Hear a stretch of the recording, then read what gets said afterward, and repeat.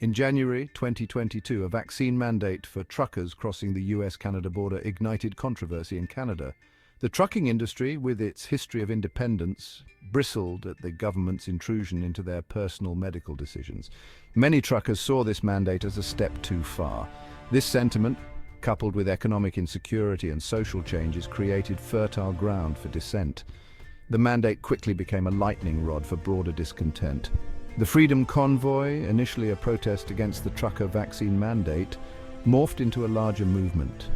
The vaccine mandate served as the initial spark, but the underlying fuel was a mix of economic anxiety, social division, and distrust of authority. The Freedom Convoy became a vessel for these frustrations, a focal point for a nation grappling with the pandemic's disruptions.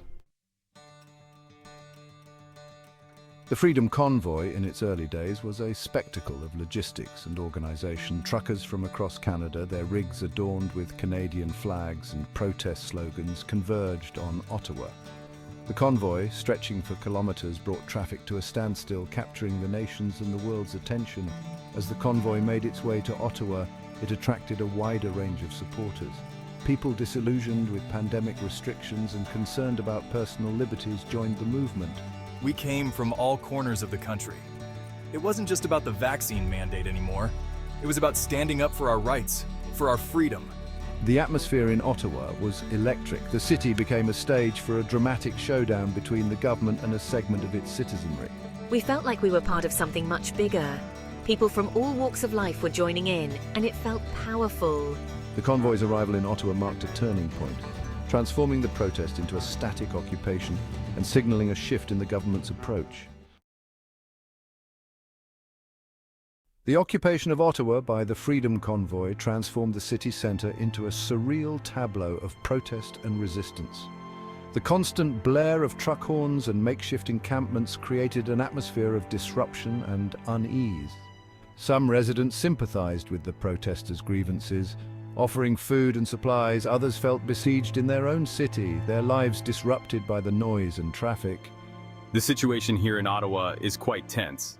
While some locals are supportive, others are clearly frustrated and just want their normal lives back. The occupation was not without controversy.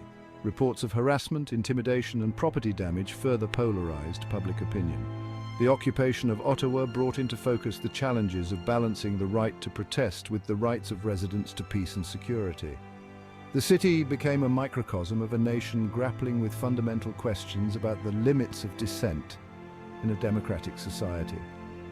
The debate about the legitimacy of the protest intensified.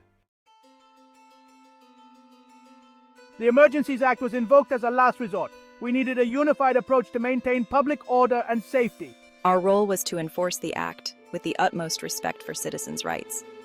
But we had to ensure compliance for the greater good. The invocation of the Emergencies Act sparked a heated debate. Was it a necessary measure to restore order or an overreach of governmental power?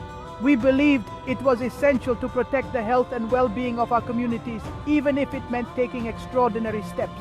It's always a delicate balance. We aimed to act with fairness and integrity, but the situation was unprecedented.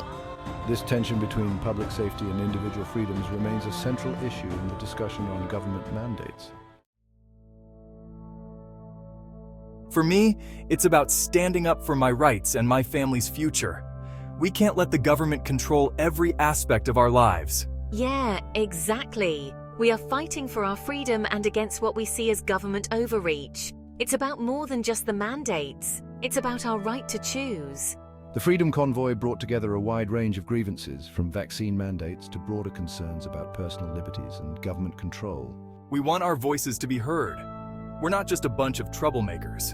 We're standing up for something we believe in. And, it's important to remember that we're all here for different reasons, but we're united in our call for freedom and respect. The diversity of the convoy's participants underscores the complexity of the issues at hand, reflecting a broader discontent with the status quo. The movement highlighted the need for dialogue and understanding. As we move forward, we must consider the lessons learned from this experience. Balancing public health and individual freedoms will be a defining debate for the post-pandemic world. The discourse surrounding the Freedom Convoy and government mandates will shape our societal norms and policies in the years to come. It's crucial that we engage in open, honest dialogue to navigate these challenges together, ensuring that our responses are both effective and just. This defining debate will influence how we address future crises, emphasizing the need for a balanced approach that respects both public health and personal freedoms.